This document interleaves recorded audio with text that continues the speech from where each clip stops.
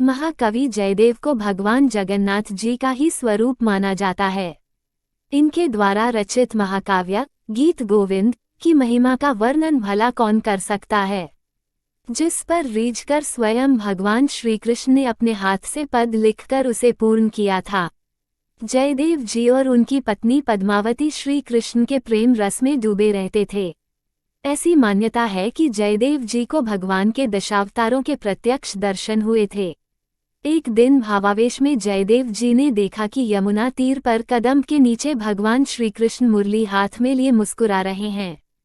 तभी उनके मुख से यह गीत निकला, में धैर्य में दुरम स्वर वनभुव श्याम अस्तमाल द्रुमय।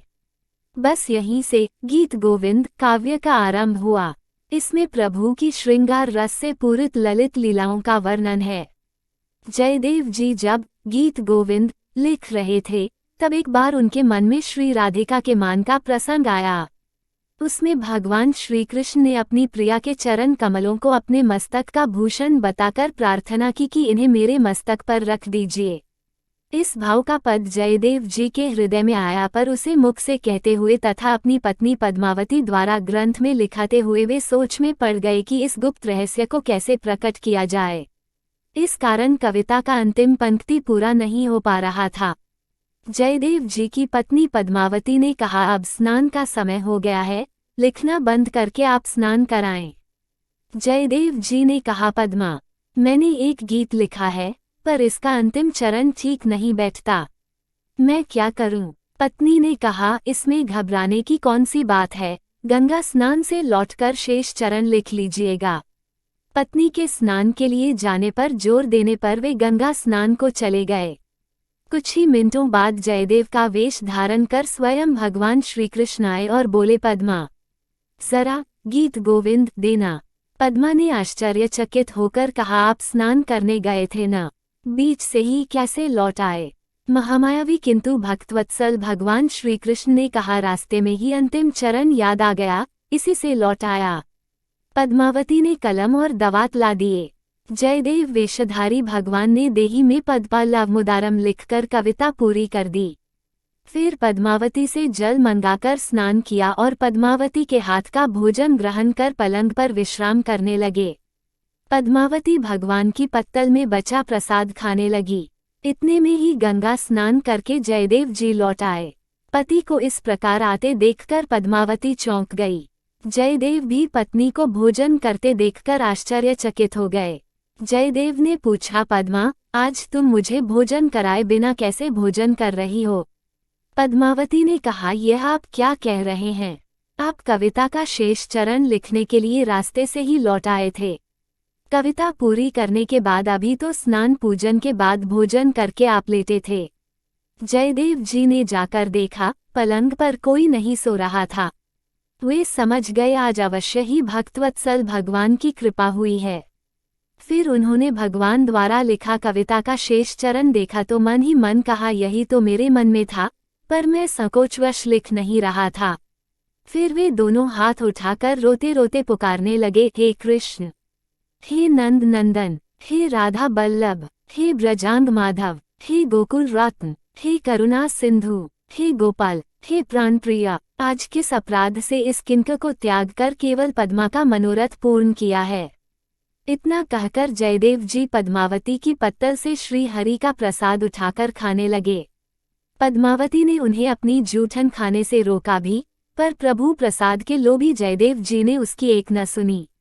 इस घटना के बाद जयदेव जी संकोच छोड़कर उसी गीत को गाते हुए मस्त घूमा करते और उस गीत को सुनने के लिए नंद नंदन उनके पीछे पीछे छिपकर चलते रहते थे।